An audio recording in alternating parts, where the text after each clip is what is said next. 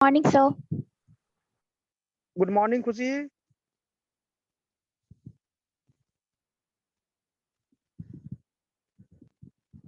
खुशी study material है आपके पास में? Yes, sir.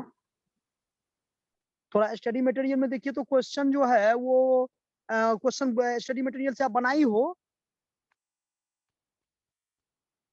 Yes, sir. आप ही तो बनवाए थे। कितना तक हो चुका है उसमें?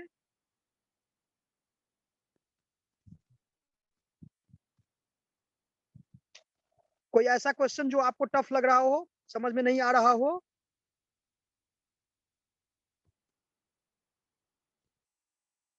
Good morning, sir.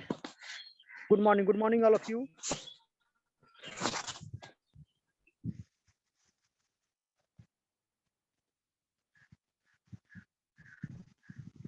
कोई बच्चे ऐसा question? Good morning, sir. Good morning good morning.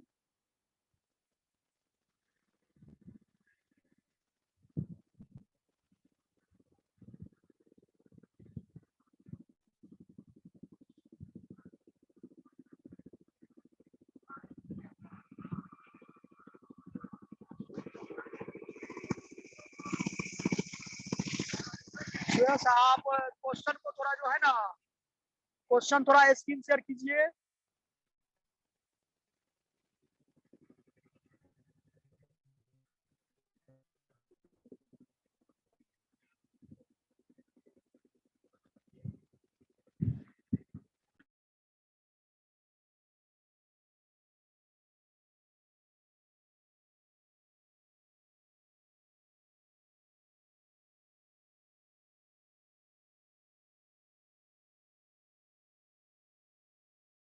Sir देख रहा है क्वेश्चन सर।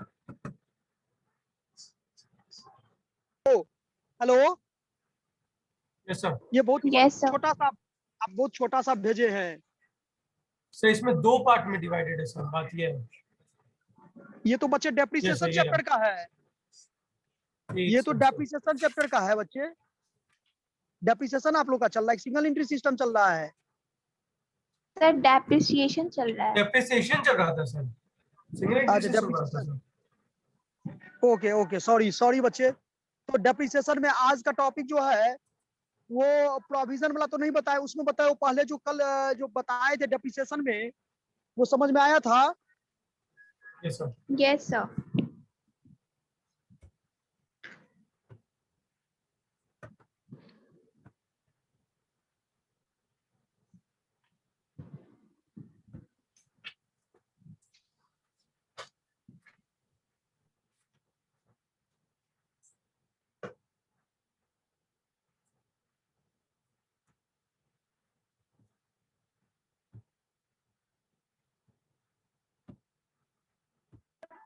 ये तो बच्चे डिमिनिशिंग बैलेंस मेथड का है। हेलो सुयस, Yes, sir. यस ये सर। डिमिनिशिंग बैलेंस मेथड का है फॉर्मूला, जो ऑलरेडी हम Yes, लोग sir. डिस्कशन कर चुके हैं।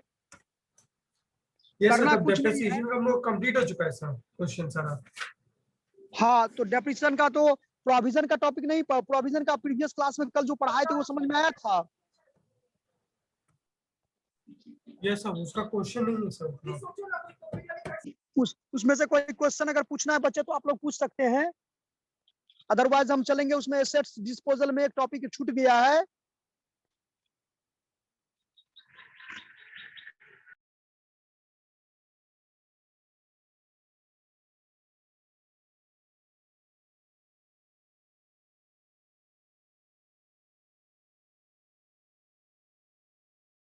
सर जो आप लिंक भेजे थे सर, वो वाला लिंक खोल दो क्या सर? मुझे ये बताइए कि एसेट्स डिस्पोजल अकाउंट कल हम बताए थे ना, provision for depreciation account is maintain. तो जब मेंटेन रहेगा बच्चे तो इसमें दो कंडीशन होता है। एक कंडीशन की when assets disposal account is open, की when assets disposal account is not open.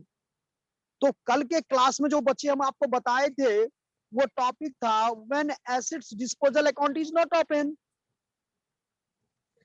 Yes, sir. और अगर उसमें और एक दो क्वेश्चन हम लोग कर लें तो कोई दिक्कत नहीं होगा। या नहीं तो आज का टॉपिक हम पढ़ा देते हैं आपको, asset disposal account is open. Same question रहेगा, वही क्वेश्चन होगा, यस सर। उसी क्वेश्चन से आपको एसेट डिस्पोजल अकाउंट समझा देते हैं। ठीक है, सबसे पहले सभी Yes, बच्चे नोटबुक लीजिए, नोटबुक पर लिखिए assets sir. Disposal account.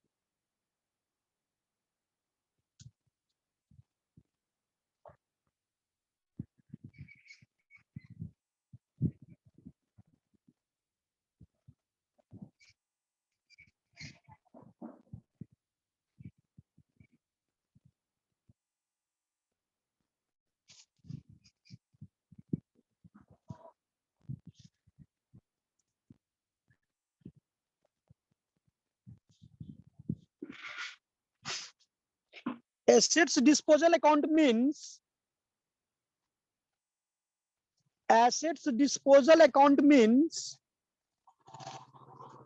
that the cost of the assets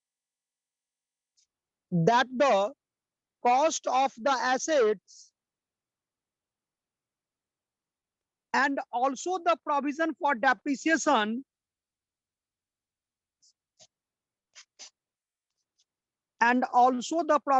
depreciation sir is sentence repeat transferred. कीजिएगा फिर से। Hello, Assets disposal account means that the cost of the assets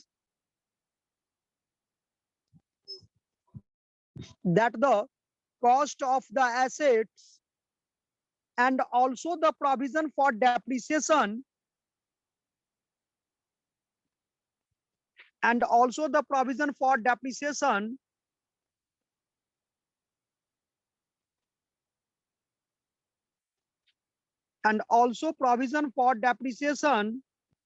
is transferred to the account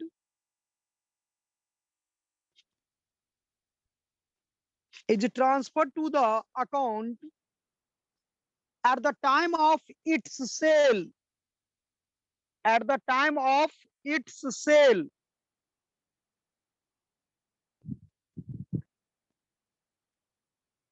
At the time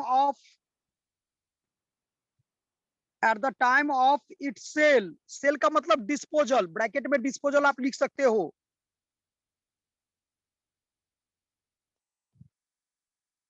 sir cell के बाद bracket At the में time of its sale. हाँ, cell के बाद, cell का मतलब यहाँ पर डिस्पोजल हुआ बच्चे। So generally in other books written as sale proceeds. हाँ, the sale proceeds are credited to the account. The sale proceeds are credited to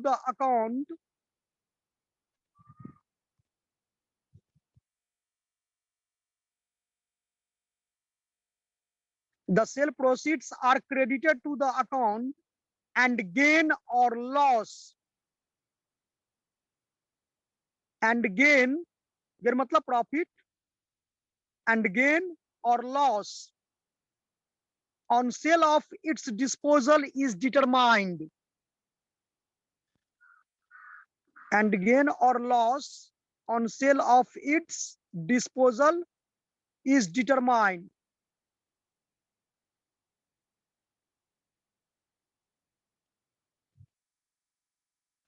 देखो बच्चे, हम यहाँ पर क्या लिखवाए हैं कि a disposal account is, in other words करके भी आप लिख सकते हो,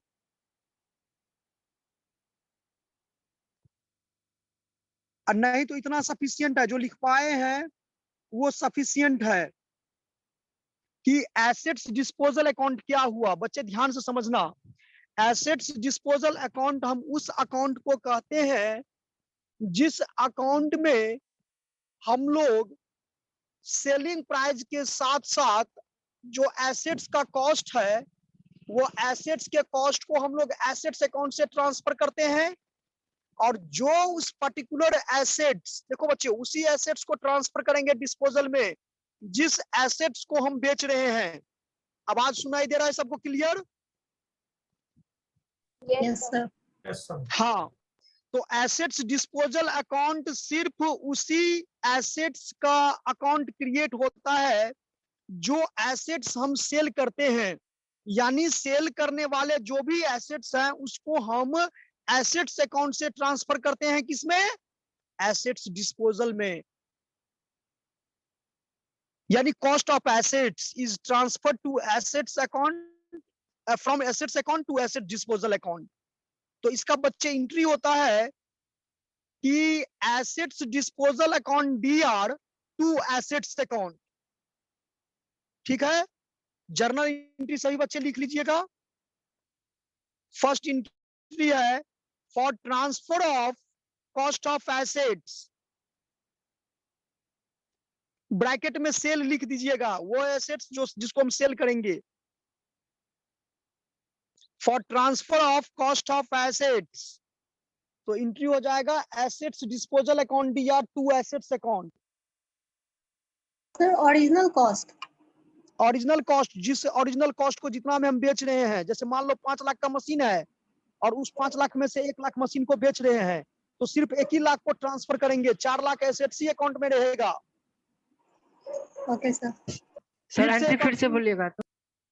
जो भी एसेट्स को हम बेचने का काम कर रहे हैं या जिस एसेट्स पर मुझे प्रॉफिट लॉस कैलकुलेट करना है, तो बच्चे उस एसेट्स पर डेप्रिसिएशन भी तो चार्ज किए होंगे। और आप लोगों को सभी को ये पता है कि डेप्रिसिएशन अकाउंट हम किस में ट्रांसफर करते हैं? प्रोविजन फॉर डेप्रिसिएशन में। Yes, sir. क्योंकि यहाँ तो provision for depreciation account maintain कर रहे हैं, तो प्रोविजन फॉर डेप्रिसिएशन अकाउंट से डेप्रिसिएशन अमाउंट उस पर्टिकुलर एसेट्स जिसको हम सेल कर रहे हैं, और कॉस्ट कहां से ट्रांसफर होगा? एसेट्स अकाउंट से। तो कॉस्ट ट्रांसफर करेंगे एसेट्स अकाउंट से, और disposal provision for depreciation account से टोटल डेप्रिसिएशन ट्रांसफर करेंगे, और इस तरह से एसेट्स डिस्पोजल में कॉस्ट में से डेप्रिसिएशन को क्या करेंगे? माइनस कर देंगे, और तब कंपेयर करेंगे सेलिंग प्राइस से। और सेलिंग प्राइस मोर देन है तो प्रॉफिट हो गया, और सेलिंग प्राइस लेस देन है तो क्या हो गया? लॉस हो गया। तो बच्चे फर्स्ट एंट्री हम लिखवाएं अभी क्या, कि for transfer of cost of assets. समझने में के लिए समझ लीजिए कि जो एसेट्स को सेल करेंगे सिर्फ उसी को ट्रांसफर करेंगे एसेट डिस्पोजल में। या यूं कहें कि एसेट्स डिस्पोजल अकाउंट सिर्फ प्रॉफिट और लॉस को कैलकुलेट करने के लिए ओपन किया जाता है, तो कोई गलत नहीं होगा। तो बच्चे फर्स्ट एंट्री लिख लिए for transfer of cost of assets. क्या क्या हो जाएगा? एसेट्स डिस्पोजल अकाउंट DR, जैसे मशीनरी अकाउंट है तो लिखेंगे मशीनरी डिस्पोजल, फर्नीचर अकाउंट है तो लिखेंगे furniture account, furniture disposal account. जो एसेट्स रहेगा उसमें डिस्पोजल को, डिस्पोजल का मतलब तो हुआ सेल। तो फर्स्ट एंट्री हो गया। सेकंड एंट्री लिखिए Sir, for sir accumulation. Sir assets disposal account debit के बाद क्या बोले? To assets account.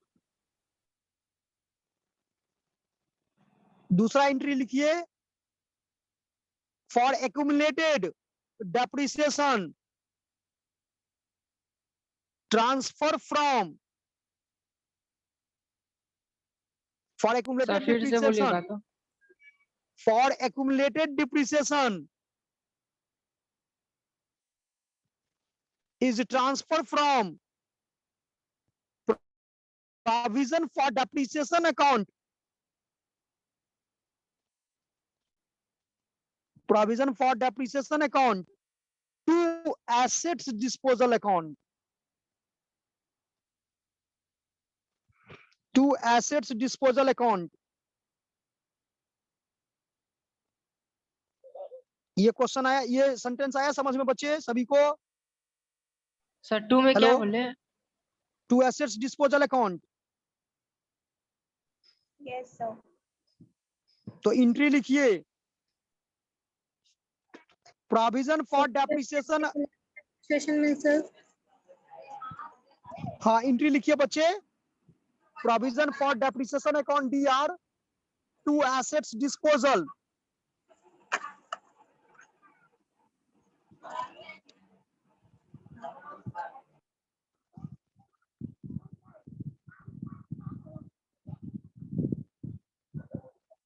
Provision for depreciation account DR to assets disposal. अभी प्रीवियस क्लास में आप लोगों को बच्चे बताए थे, याद है कि प्रोविजन फॉर डेप्रिसिएशन अकाउंट से डेप्रिसिएशन ट्रांसफर किए थे एसेट्स अकाउंट में, याद है आप लोगों को? Yes, sir. Yes, sir. तो प्रोविजन फॉर डेप्रिसिएशन अकाउंट के डेबिट में लिखे थे ना एसेट्स अकाउंट। आप देखिए कल जो सॉल्यूशन किए थे क्वेश्चन, Yes. 12,500 जो किए थे 50,000 का एसेट्स Yes, था, sir. और 12,500 हम एसेट्स अकाउंट Yes, में sir. Transfer Yes. किए थे ना। वही क्वेश्चन अभी हम समझाएंगे आप लोगों को बच्चे। Yes, sir. और तीसरा और चौथा क्वेश्चन हो जाएगा प्रॉफिट लॉस के लिए। लिखिए सेलिंग प्राइस के लिख लिए, फॉर सेलिंग प्राइस तो bank account DR to assets disposal. तीसरा एंट्री लिखिए बच्चे, फॉर सेल ऑफ एसेट्स, जब एसेट्स को सेल करते हैं तो उसमें एंट्री हो जाएगा bank account DR to assets disposal. और निश्चित रूप से जब सेल करेंगे तो उसके बाद दो ही चीज होगा, या तो प्रॉफिट होगा या तो लॉस होगा, या तो कुछ नहीं होगा, बराबर हो जाएगा। तो इक्वल के लिए कोई एंट्री नहीं। हाँ, अगर प्रॉफिट होता है तो प्रॉफिट के लिए अलग एंट्री होगा, लॉस के लिए अलग एंट्री होगा। तो बैंक की बच्चे- जगह कैश लिख सकते हैं। Bank on DR to assets disposal for sale of assets. So we can also write bank instead of cash. Cash instead of bank. हाँ हाँ हाँ, लेकिन जनरली बैंक ही लिखिएगा आप। तो कैश बाय लिखना चेक परचेज करेंगे तो ना सर। बाय चेक रहेगा तो भी, और नहीं भी रहेगा ना तो चूंकि कंपनी सब में जो प्लांट बैठाया जाता है ना, तो वहां पर जो मशीन से परचेज किया जाता है वो जनरली आपको चेक ही में किया जाता है। कैश 10 करोड़ रुपया कैश लेके नहीं जाएगा मशीन परचेज करने के लिए, वो बैंक से ही ट्रांसफर करेगा generally. Generally, but not only by bank account. हाँ, अगर सिर्फ कैश कहे तो वहां पर कैश लिखिएगा, चेक कहे तो बैंक लिखिएगा, कुछ नहीं कहे तो बैंक लिखिएगा। Yes, sir. Is that clear? Yes, sir. Yes, sir. चलिए, तो फॉर लिखिए, for profit on sale of क्या assets, for profit on sale of assets.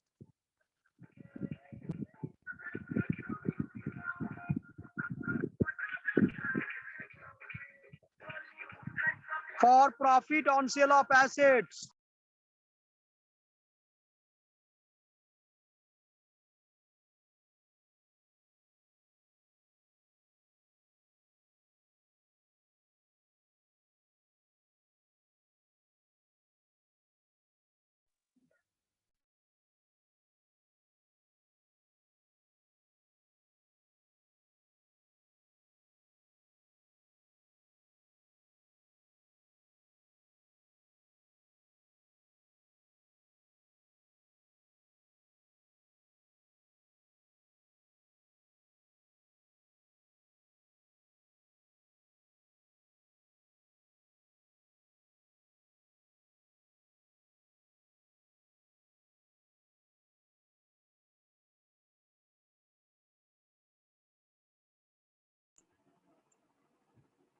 So your voice is not coming.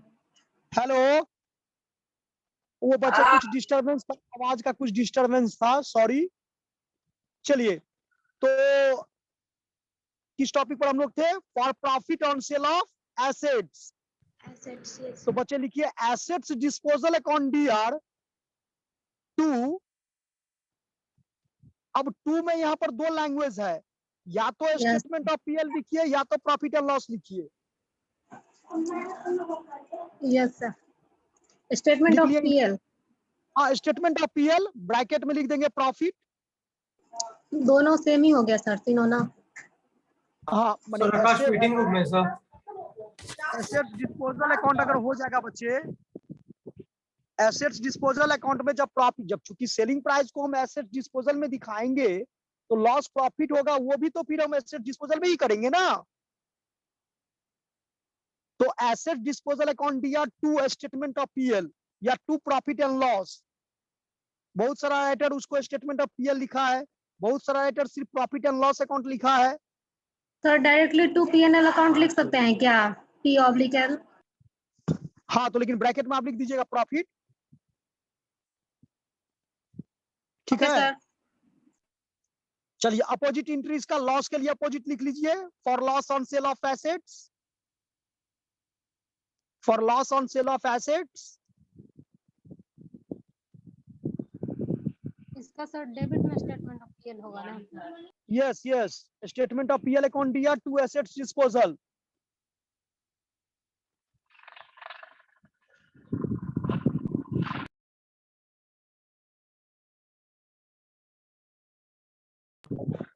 लिख लिए सभी बच्चे? अब बच्चे हम लोग उस क्वेश्चन पर चलेंगे जिस क्वेश्चन को कल हम लोग सॉल्व किए थे, और वहां पर एक लेजर हम और उसमें अटैच करेंगे। वहां लिखे थे ना machinery account, provision for depreciation account, depreciation account, और एक अटैच कर देंगे एसेट डिस्पोजल अकाउंट। क्या करेंगे? Hello, asset disposal account add कर देंगे। हाँ। Asset disposal account. अब बच्चे हम वो क्वेश्चन आप खुशी आप पढ़ो क्वेश्चन को। खुशी, यस सर। कल का क्वेश्चन जो था उस क्वेश्चन को बच्चे पढ़ो। Okay, sir. A company purchased a machinery for ₹50,000 on 1st Okay. October 2007. Okay, Another ये समझ में आ machinery गया? cost. ये फुल स्टॉप पर थोड़ा खुशी रुक जाइएगा आप। Okay, sir. हाँ, तो ये समझ में आया कि एक कंपनी है जो एक मशीन परचेज कर रहा है 1 अक्टूबर 2007 को, ठीक है, 50,000 में परचेज किया। हाँ, आगे पढ़िए। Another machinery costing ₹10,000 was purchased on 1st December 2008. Okay, यानी दूसरा मशीन यानी 1 दिसंबर 2008 को 2008 परचेज किया, यानी 7 से ही मेरा अकाउंटिंग ईयर 7 से ही स्टार्ट हो गया, ठीक है। Yes, sir. मेरा अकाउंटिंग ईयर जो है 2007 से ही स्टार्ट हो जाएगा बच्चे। On 31st March 2010, the machinery purchased in 2007 was sold at a loss of ₹5,000.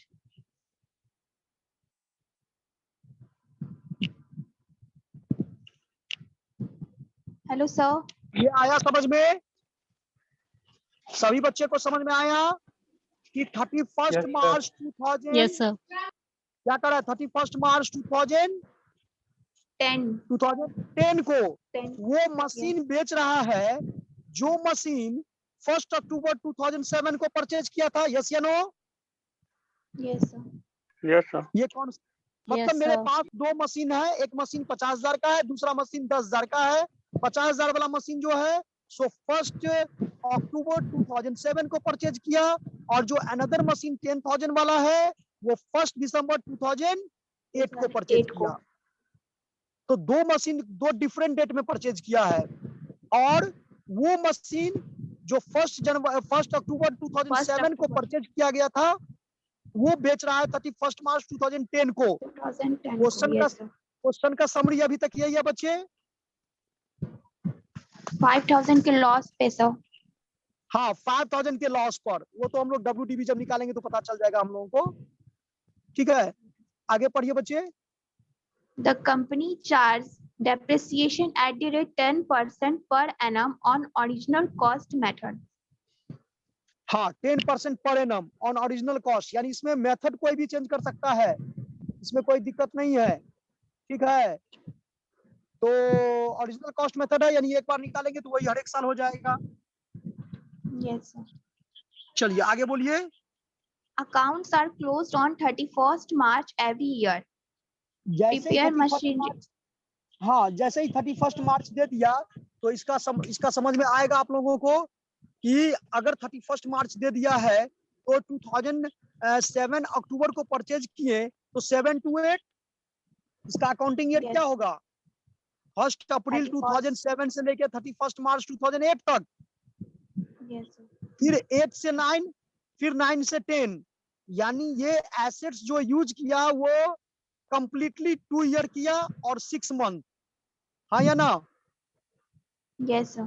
Yes, sir. तो हम लोग तो एक बार भी डिप्रिसिएशन निकाल सकते हैं टोटल कि 50,000 गुने 50,000 को मल्टीप्लाई कर देंगे कितना 10%, 10/100 और उसको डिवाइड कर देंगे कितना से 30 मंथ, 30/12। 30 months. Yes, sir. हाँ 30 मंथ नहीं हुआ, Yes. आप काउंट करो, आपको 30 मंथ आ जाएगा, 30 मंथ 24/6. Yes, sir. तो 30/12 नहीं कर देंगे उसको। Yes, sir. देखो आपका Yes. आपका कैलकुलेशन आ जाएगा 12,500। अब 50,000 का था, 12,500 डेप्रिसिएशन चला गया तो इसका कॉस्ट बचा कितना 37,500 WDV। और जब WDV 37,500 है और लॉस कर रहा है 5,000 कम पर बेचा तो उसमें से और 5,000 घटा देंगे तो वो 32,500 क्या हो जाएगा आपका सेलिंग प्राइस। Selling price. बच्चे ये समझ में आया इतना तक कि नहीं आया, ये पहले मुझे बताओ सभी कोई। Yes, sir. यस सर समझ आ गया सर। सभी स्टूडेंट बताओ मुझे। कल ही समझ आ गया था। यस ठीक सर। है, तो आज हम लोग एक्स्ट्रा लेजर बनाएंगे। बच्चे सबसे पहले लेजर बनाओ मशीनरी अकाउंट, लिखिए मशीनरी अकाउंट का लेजर कीजिए सभी कोई फॉर्मेट। प्रोविजन फॉर डेप्रिसिएशन का भी खींच लीजिएगा दोनों साथ में। और तीसरा एसेट डिस्पोजल अकाउंट उसका भी खींच लीजिएगा। 3 लेजर आपको बनाना है, लेकिन एसेट्स डिस्पोजल अकाउंट सिर्फ एक ही साल उसी डेट का ओपन होता है जिस डेट में वो सेल किया जाता है, ये ध्यान रखना है।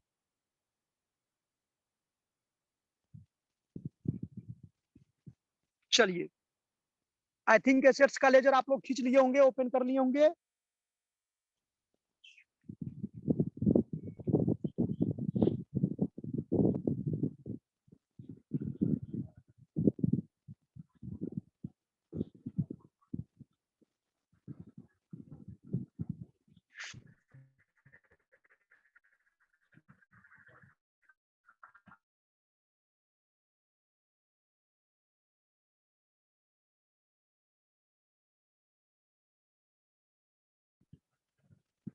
हो गया, ओपन कर लिए।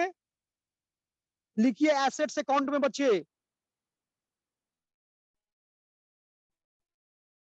2007 को लिखिएगा टू बैंक अकाउंट 50,000,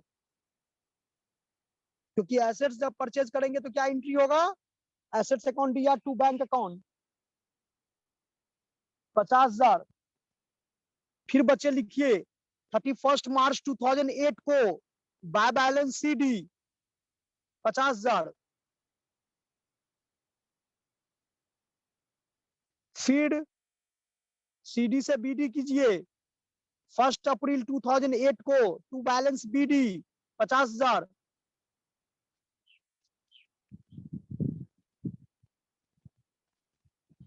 ये तीनों प्रोसेस कर लिए। बच्चे सभी कोई कैमरा ऑन करो। हो गया? Yes sir. Yes, sir. ऐसा कर लिए जो हम बोले हैं, फिर से सुन लीजिए। 1 अक्टूबर 2007 को परचेज किए तो लिखेंगे टू बैंक अकाउंट, अमाउंट लिख देंगे 50,000। फिर अकाउंटिंग ईयर क्लोज करेंगे 31 मार्च को, तो अगले साल हो जाएगा 2008 मार्च 31 में लिख देंगे बाय बैलेंस CD। फिर CD से BD करेंगे तो मार्च के बाद अप्रैल हो जाएगा 1 अप्रैल 2008। और उसी 8 में एक और एसेट्स परचेज किया 1 दिसंबर को, तो फिर लिखोगे बच्चे टू बैंक अकाउंट दिसंबर 1 को 10,000। फिर वहां पर क्लोज कीजिए बाय बैलेंस CD 2009 मार्च 31 और CD में लिखेंगे 60,000।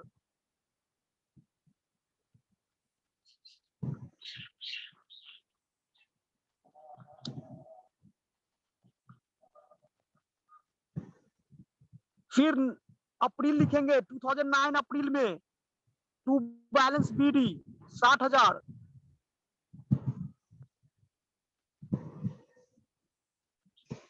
और यहां पर एक आपका ट्विस्ट है, जो एसेट डिस्पोजल समझाए थे वो लिखेंगे 31 मार्च 2010 को बाई में एसेट्स डिस्पोजल अकाउंट, और उसमें लिखेंगे 50,000, क्योंकि 50,000 वाले मशीन को बेच रहे हैं।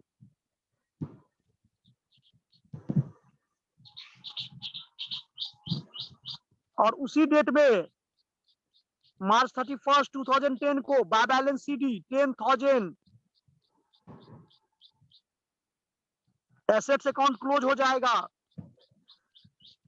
फिर उसको सीडी से बीडी कर दोगे 2010 अप्रैल 1 टू बैलेंस बीडी 10,000।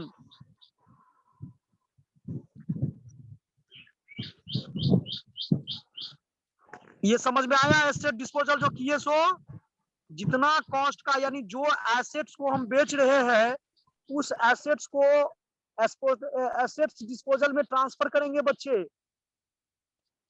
तो एसेट्स अकाउंट से ही ट्रांसफर होगा। तो उसके लिए एंट्री बताए थे अभी थोड़ा देर पहले, assets disposal to assets account. तो जब एसेट्स अकाउंट बनाएंगे तो क्या लिखेंगे? बाय एसेट डिस्पोजल नहीं लिखेंगे।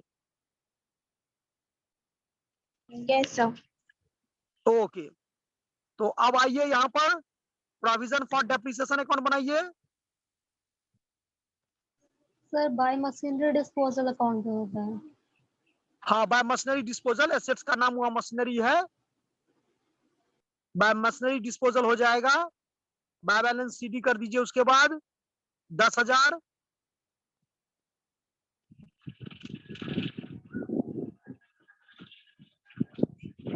चलिए प्रोविजन फॉर डेप्रिसिएशन में लिखिए 31 मार्च 2008 को बाय डेप्रिसिएशन अकाउंट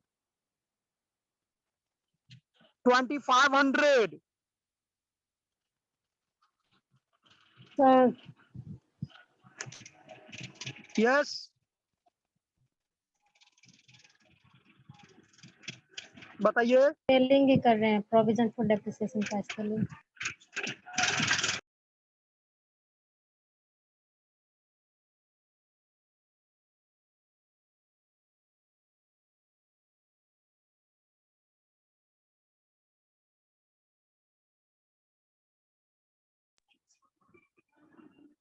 यस, बोलिए क्या बोलना चाह रही थी यस आप? Sir, continue sir. कुछ नहीं सर, वो स्केल से वो कर रहा था, डाइक उसका फॉर्मेट बना रहे थे सर। तो by provision for depreciation account में लिखिए बाय डेप्रिसिएशन अकाउंट 2008 मार्च 31 को, और उतना ही अमाउंट से टू बैलेंस सीडी कीजिए 2500 से ही सेम डेट को। सर प्रोविजन फॉर डेप्रिसिएशन का फिर एक बार रिपीट कीजिएगा। प्रोविजन फॉर डेप्रिसिएशन अकाउंट में हम लोग जब डेप्रिसिएशन चार्ज करते हैं तो बच्चे क्लोजिंग डेट में करते हैं, तो क्लोजिंग Yes, डेट sir, क्या होगा? 31 मार्च 31 मार्च 2018 होगा। Yes sir. तो 31 मार्च 2008 को करेंगे बाय डेप्रिसिएशन अकाउंट। अमाउंट में लिख देंगे कितना, तो चूंकि 6 मंथ है ना, तो Yes, sir. 50,000 का 10% हो जाएगा 5,000। तो 6 मंथ का 5,000 कितना हो जाएगा? 2500।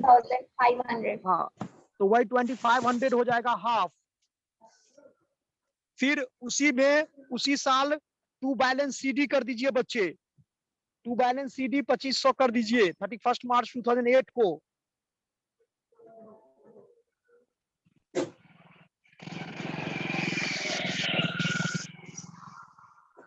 फिर सीडी से अपोजिट में आइए, बाय बैलेंस बीडी 2008 अप्रैल को, 2008 अप्रैल को। फिर 2008 अप्रैल को जब आप बीडी कर देंगे तो उसके बाद अकाउंटिंग ईयर क्लोज होगा 2009 मार्च को। और बच्चे इस डेट में मेरे पास दो एसेट्स है, दोनों एसेट्स पर पर्टिकुलर डेप्रिसिएशन चार्ज करेंगे। तो बाय डेप्रिसिएशन अकाउंट में कितना होगा सुयस? फर्स्ट पर तो टोटल हो जाएगा 5,000। Yes, sir. तो बाय डेप्रिसिएशन अकाउंट में 2009 31 मार्च को कितना होगा डेप्रिसिएशन? एक तो 5,000 हो जाएगा, 333, sir. Yes. और दूसरा कितना हो जाएगा? 333. 333, यानी हो जाएगा 5,333। 5333। 33.33 है हाँ तो पॉइंट रही का है। बच्चे अब यूज नहीं करेंगे हम लोग। अप्रोक्सीमेटली 333। हाँ यस। Yes, Sanjay. फिर टू बैलेंस सीडी कीजिए 31 मार्च 2009 को।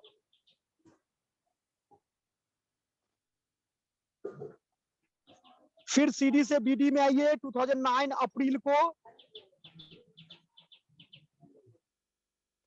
तो 53 और 25 78 80 78 33 ना 7833 ना Yes, sir. टोटल हो जाएगा 7833 2009 अप्रैल 1 को to by balance BD.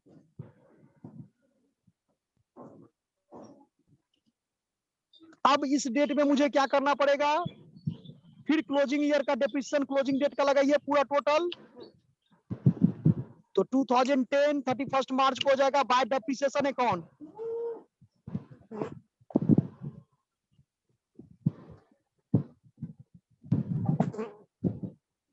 To 31 मार्च को बाय डेप्रिसिएशन अकाउंट। बचे अमाउंट कितना होगा, तो पहले तो वो 5000 हो जाएगा और दूसरा ये भी पूरे साल यूज हुआ है, इसका कितना हो जाएगा 1000 ना। Yes, sir. 1000. यस तो सर 5 एक 6000 हो जाएगा इसमें 6000 लिखिए। अब पहले आपका कितना था 78 33।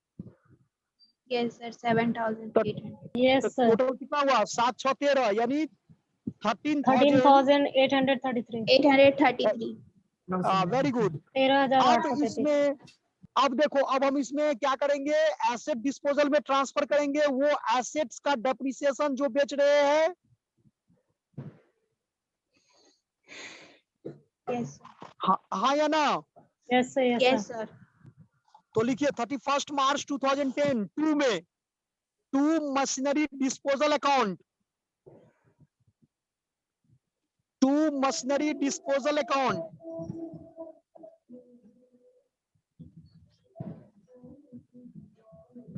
To machinery disposal account.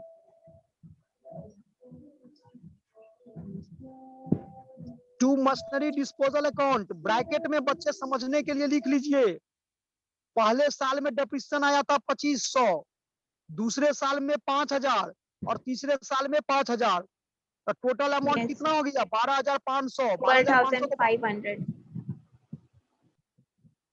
अब आपका टोटल कितना आया था जल्दी बताइए। 13,833.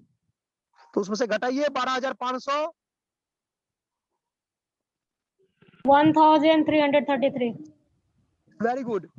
तो इसको लिखिए to balance CD. To balance CD 31 March 2010 को लिखिएगा to balance CD carry down और सीडी से बीडी करके ओपन छोड़ दीजिए। टू